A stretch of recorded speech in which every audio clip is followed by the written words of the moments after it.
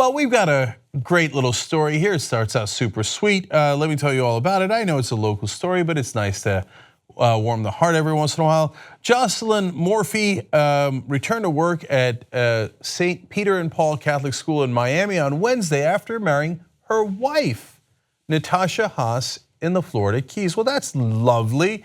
In fact, here they are. We got a picture. Reminds me of my own wedding because we also did it down in South Florida and also on the beach. Very, very similar. Well, this is a lovely story. All right, so why am I telling you this? Because of the next sentence. The following day, she was terminated after refusing to resign. Okay, Jocelyn says, this weekend I married the love of my life and unfortunately I was terminated from my job as a result. In their eyes, I'm not the right kind of Catholic for my choice in partner.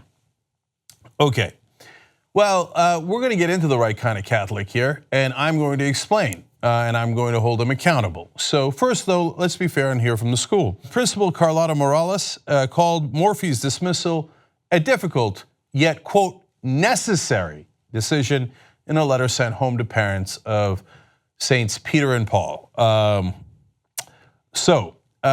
A fuller comment here from the school goes from Mary Ross Agosta. It's actually from the Archdiocese of Miami. They explain, one has to understand that in any corporation, institution, or organization, there are policies and procedures and teachings and traditions that are adhered to. If something along the way does not continue to stay within that contract, then we have no other choice. So both the Archdiocese and the school saying that we didn't have a choice. We didn't have a choice. Now I'm going to argue that they did have a choice. First, let's be fair. Let's quote Leviticus. So in Leviticus, it says, "You shall not lie with a male as one lies with a female. It is an abomination." Well, that seems crystal clear. So what's our issue here? It's a Catholic high school. They've got a right to set their rules. We got freedom of religion in this country, and it is what it is. So it's an abomination. Homosexuality is. You can extrapolate women lying with women is also an abomination. That's Leviticus 18:22.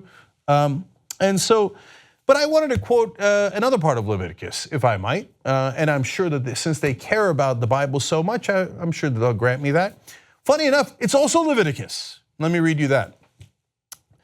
"These you may eat, whatever is in the water, and all that have fins and scales. Those in the water, in the seas, or in the rivers, you may eat.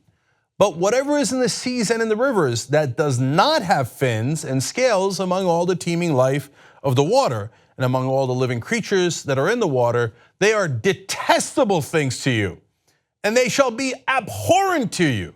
You may not eat of their flesh, and their carcasses you shall detest. Whatever in the water does not have fins and scales is abhorrent to you." Well, that seems equally clear. So that's the shellfish provision in Leviticus.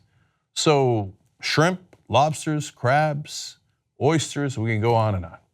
So I assume that the good folks here in the Catholic high school in Miami have fired everyone who's ever eaten shrimp at the school. Oh, they haven't.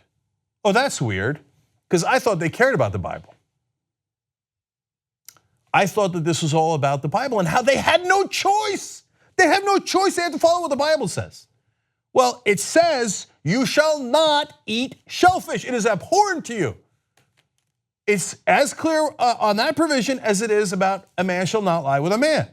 So what's your excuse? You have no excuse.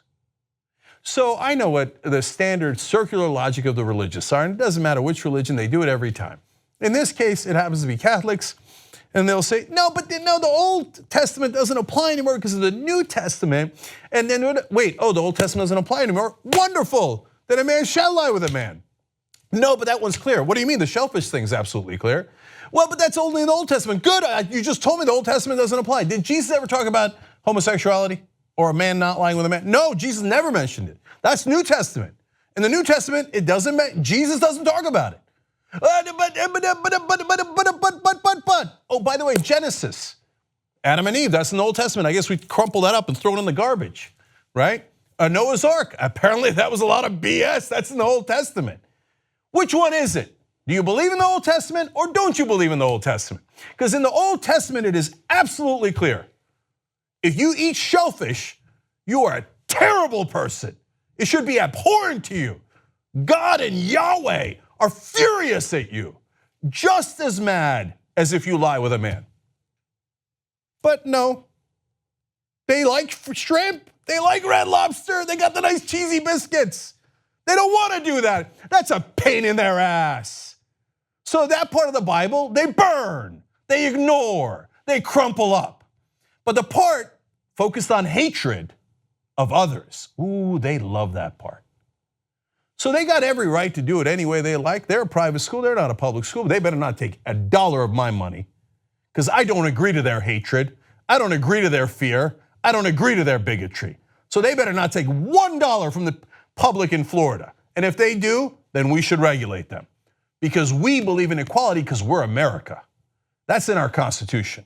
You don't believe in equality? Okay, you got freedom of religion. Can you just be a little bit less hypocritical about it? Because you don't follow the Bible. You think you follow everything in the New Testament?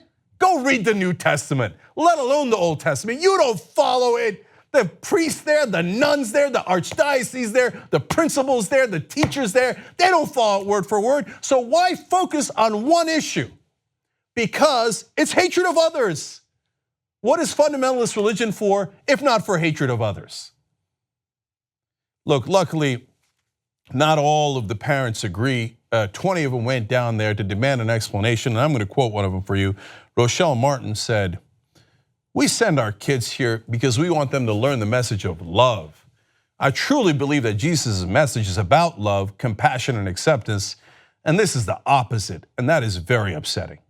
So let me be fair to Catholics and Christians the world over, because there are some great parts in the Bible, as there are in all the books, and there are some terrible parts in the books. It is true. Just read it. If you don't believe me, pick it up, turn to any page. But the Jesus message, the Temple on the Mount, is a wonderful message. So you as a Christian or a Catholic, you have a choice. The school had a choice. The archdiocese have a choice. Do you focus on the great parts of the book about love and compassion? Or do you focus on the fearful and the hateful parts of the book? Well, this school has made a decision. Now, what you want to do with that decision is up to you. So if you're the public in Florida, you should not give $1 to these folks. If you're a Catholic, do you want to send your kids to a school that focuses on the hate rather than the love? That is your call to make. It's a free country. They have a right to focus on the hate, and you have a right not to go there. They have made their decision. They have lied down and made their bed. Now it's time for you to make a decision. And this doesn't just apply to this one school. Any preacher, whether they're Protestant or Catholic or Muslim or anything else, that tells you to focus on the parts that divide us in those texts, be wary. Any preacher or imam or rabbi that tells you to focus on the love and the compassion and the looking out for the needy, those are the ones that I would frequent, because the rest of those preachers are giving religion a really, really bad name. And so is this school. I hope that this lovely couple is all right. I hope the teacher finds a new job, one where she is accepted and appreciated for who she is and what she does. You just watched a video by the Young Turks, home of the revolution. If you'd like to get a lot more than that, get the full show by becoming a member. tytnetwork.com/join.